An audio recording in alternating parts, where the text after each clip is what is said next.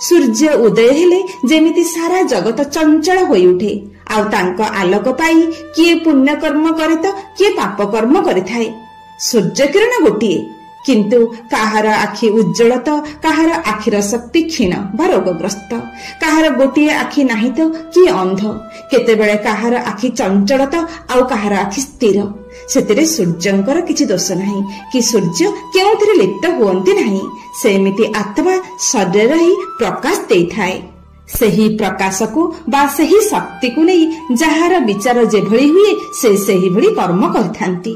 तेणु गीतारे भगवान कहिसंती निज विचार को शुद्ध करिवा पई गीता, भागवत, वेद, पुराण, शास्त्र आदि निश्चय जानिबा दरकार। विचार अनुसारे कर्म होइथाए आउ कर्म अनुसारे फल मध्य निश्चित मिलिथाए।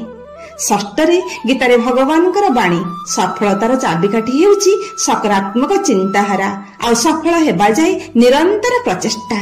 जे कोनोसी कार्य आरंभ करबाको साहस रखिथांती से ही सफलता पाया पई हकदार होइथांती। स्वप्न देखुथिबा लोकंकु राति भल लागि थाए किंतु स्वप्न साकार करबाको चाहुथिबा लोकंकु दिन छोट